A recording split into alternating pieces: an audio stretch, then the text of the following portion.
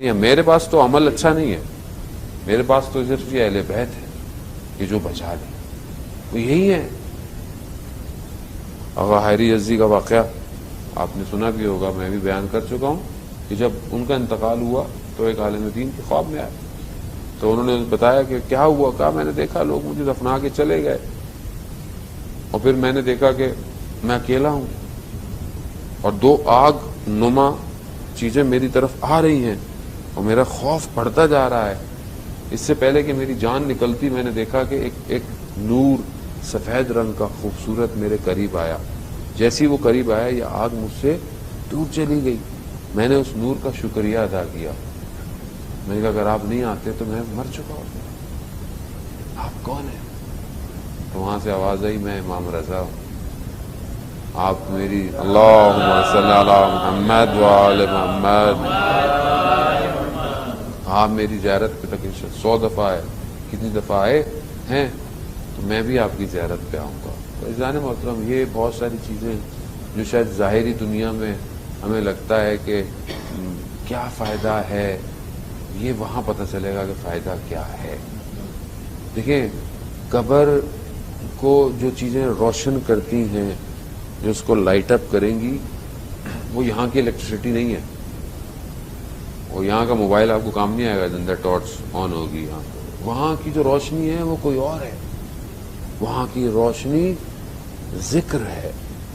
اللہ نور، اللہ کا ذکر نور ہے۔ جتنا ہمارا وجود خدا کے ذکر میں مشغول ہوگا اتنا یہ قبر نورانی ہوگی۔ جتنا ہم نے دنیا میں لوگوں کا خیال رکھا ہوگا خدا قبر میں ہمارا خیال رکھے گا۔ جتنا ہم نے لوگوں کا حق ادا کیا ہوگا ہمارے حقوق وہاں قبر میں بچیں گے۔ بہت سخت ہے کسی کا مال کھا جائے آدمی دنیا میں اور قبر میں چلا جائے، بہت سخت ہے، یعنی انسان نہیں پے کر سکتا ان ساری چیزوں کو۔ کیسے پے کرے گا؟ وہاں سے تو آگے پے بھی نہیں کر سکتا۔ یہ تو بعض آیت اللہ شہید دستغیب کہ آپ کی صلوات ان کے درجات میں اضافہ فرمائے۔ اللہم صلی علی محمد۔ آیت اللہ دستغیب نے کئی واقعات کو اپنی کتاب میں کوٹ کیا ہے اور بیان کیا ہے کہ کچھ جیسے لوگ انتقال ہو گیا چلے گئے تو وہ پھر آئے خواب میں اپنے جاننے والوں کے، اپنے فرزند کسی کے، کہ میں نے فلانے شخص کا جو ہے وہ اتنے چیز دینی ہے اور وہ نہ دینے کی وجہ سے مجھے قبر کے اندر بہت مشکل ہو رہی ہے۔ ایک بچھو ہے جو آتا ہے ہر روز میرے پاؤں کو کاٹتا ہے۔ اب یہاں آپ کو کوئی تکلیف ہو آپ ڈاکٹر کو دکھاتے ہیں، بھاگتے ہیں، علاج کراتے ہیں، وہاں کہاں بھاگے گا انسان؟ وہاں بھاگ نہیں ہے، وہاں کوئی جگہ نہیں ہے کہ وہاں قبر سے بھاگ کے کہاں جائے گا آدمی۔ قبر مومن کے لیے جنت کے باغوں میں سے ایک باغ ہے، اور خدا نہ خواستہ انسان کا عمل اچھا نہ ہو تو جہنم کھڑکیوں میں سے ایک کھڑکی ہے۔ یہ ہم خیال کریں، ہم کیسے خیال کریں؟ ہم پہلے تو ان کا خیال کریں جو چلے گئے، جو ابھی سو رہے ہیں قبر کے اندر، ہم ان کا خیال کریں۔ اپنے والدین ہوں، رشتہ دار ہوں، بہن بھائی ہیں، جو بھی ہیں، ہمسایہ ہے، دوست تھا میرا، ساتھ اٹھتا تھا، بیٹھتا تھا، کھانے کھاتا تھا، ہم جاتے تھے، خوب آج قبر کے اندر ہے، کتنا میں خیال کر رہا ہوں اس کا۔ عام زندگی میں مجھے فون کرتا تھا، میں اسے فون کرتا تھا، بھی میں قبر میں آ کے اس کے کال کر رہا ہوں کہ نہیں کر رہا؟ خیال کریں، اس کے لیے کوئی ہدیہ کر دیں، فاتحہ پڑھیں، کوئی قرآن تلاوت، اس کی طرف سے کوئی نیکی کر دیں، کسی کو ہیلپ کر دیں اس کے صدقے میں، اس کے نام، یہ سب جاتا ہے اس کے پاس۔ حتیٰ آپ کی صلوات جو ہے محرومین کے لیے وہ بالکل ایسے ہی ہے کہ جیسے گرم کمرہ ہو دھواں والا اور کوئی کھڑکی کھل جائے اور وہاں سے ایک فریش ایئر اندر آئے، یہ صلوات جو ہے وہ محرومین کے لیے بالکل ویسی ایک صلوات بھیجتے محمد والے۔ اللہم صلی علی محمد وآل محمد۔ حضرت مریم سلام اللہ علیہا جب حضرت عیسیٰ علیہ السلام کے خواب میں آئیں تو پوچھا حضرت عیسیٰ نے اپنی والدہ سے کہ وہاں کیا ہے اور اگر آپ دوبارہ دنیا میں آئیں گی تو کیا کریں گی؟ تو انہوں نے کہا کہ میں دوبارہ دنیا میں آؤں تو میں گرم دنوں میں روزے رکھوں گی اور ساری رات عبادت میں کھڑی رہوں گی۔ کہا کیوں؟ کہا انہی چیزوں کی قیمت ہے وہاں پر، یہی چیزیں وہاں پر ہے۔ اور یہاں تھوڑا سختی لگتی ہے انسان کو، روزہ رکھ لینا، نماز پڑھ لینا، دعائیں پڑھ لینا، عبادت کر لینا خدا کی۔ عزیزان محترم، ایک سجدے میں آپ جب یہاں پر خدا کو سبحان ربی الاعلیٰ و بحمدہ سبحان اللہ کرتے ہیں، یہ سجدہ آپ کو قبر کے اندر بچائے گا۔ قبر خود گواہی دے گی کہ یہ بندہ وہ تھا جس کی پیشانی خدا کی بارگاہ میں جھکتی تھی، یہ وہ تھا جس کا ہاتھ جیب میں دوسروں کے لیے جاتا تھا، یہ وہ تھا جس کی زبان سے پروردگار کسی کو کوئی نقصان نہیں پہنچا، یہ وہ تھا کہ جس نے ہر چیز کا خیال رکھا، حتی رستے کے پتھر کو ہٹایا تاکہ کسی کو تکلیف نہ ہو۔ تو یقیناً خدا کبھی بھی مخلوق کو تکلیف نہیں دینا چاہتا۔ عزیزان محترم، خدا تھوڑی عذاب دینا چاہتا ہے۔ قبر میں عذاب ہمارا اپنا ہے، ہم قبر میں چیزوں کو خود اپنے جانے سے پہلے بھیجتے ہیں۔ آپ یہ نہ سمجھے کہ ہم یہاں پر بہت اچھی قبر بنا لیں گے، ایک بہت اچھی جگہ ہو، اس پہ سایہ ہو، اس سے کوئی فائدہ نہیں ہے۔ اصل فائدہ وہ ہے کہ میں نے اپنے مرنے سے پہلے اپنی قبر کو کیا کیا ہے۔ کتنے لوگوں کے بارے میں ملتا ہے کہ جو رات کو اکثر اپنی قبروں کو کھود کر اس میں جا کر عبادت کیا کرتے ہیں۔ کیوں عبادت کرتے ہیں؟ تاکہ اسی قبر میں جانا ہے۔ یہ ہمیں اتنی، کیونکہ ہم اتنی لائف میں بزی ہو گئے، ہماری زندگی اتنی بزی ہے، ہمیں تو وقت ہی نہیں ملتا کہ کبھی ہم اپنے رشتہ داروں کو فون کر لیں، کبھی ماں باپ کو پوچھ لے آدمی، کیونکہ اتنا میٹرلسٹک ہو گیا ہے آدمی۔ ہم اپنی اولادوں کا نہیں پتا، آج کل کے جو جنریشن ہے جوان، ہمیں ان کا نہیں پتا کہ بیٹا رات کو کہاں جاتا ہے، بیٹی کس سے باتیں کر رہی ہے، کیا کر رہی ہے، ہمیں تو ان کی فکر نہیں ہے۔ جبکہ یہ باقت الصالحات ہے، قرآن بہت تھوڑی چیزوں کو باقت الصالحات کسے کہتے ہیں؟ کہ وہ جو صالح چیز باقی رہ جائے گی آپ کی، اور یہ صالح چیز، یہ نیک چیز جو باقی رہے گی، یہ آپ کی قبر کو بچائے گی۔ اس میں ایک اولاد ہے۔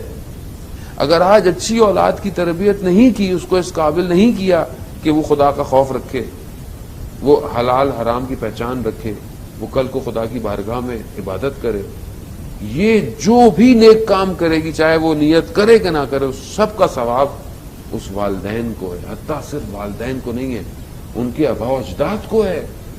حضرت عیسیٰ گزر رہے تھے قبرستان سے، دیکھا قبر میں عذاب ہے، پھر ایک سال بعد دوبارہ گزرے تو دیکھا قبر میں عذاب ہی نہیں ہے۔ کہا پروردگار، میں جب پہلے گزرا تھا اس قبر پہ عذاب تھا، اب کیا ہوا؟ کہا اس کے بچوں میں سے، اولاد میں سے کوئی تھا، اس نے ایک پل ٹوٹا ہوا تھا، اس ٹوٹے ہوئے پل کو صحیح کرایا تھا کہ لوگ اس سے گزر سکے، اس کی اس نیکی کی وجہ سے ہم نے اس کی قبر سے عذاب ہٹا دیا ہے۔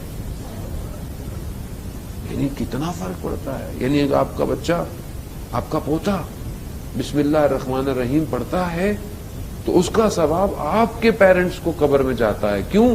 کیونکہ اس نسل میں سے یہ ایک بچہ نکلا ہے کہ جو اللہ کے قرآن کی تلاوت کر رہا ہے۔ اس لیے بہت امپورٹنٹ ہے کہ ہم اپنی آنے والی نسل کو جانے محترم تربیت کریں، ورنہ ابھی آپ دیکھیں نا، ابھی آپ سب بزرگ آئے ہیں، کوئی جوان نہیں آیا گا۔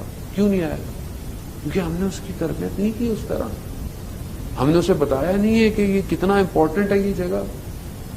تمہارے اپنے آباء و اجداد تمہاری راہ دیکھ رہے ہیں، مردہ اپنے زندہ کی راہ دیکھتا ہے کہ یہ شب جمعہ میرے لیے فاتحہ دے گا یا نہیں دے گا، یہ روز جو اتنے اچھے اچھے کھانے کھاتا ہے، کیا اس کھانے پہ میرا فاتحہ دے رہا ہے؟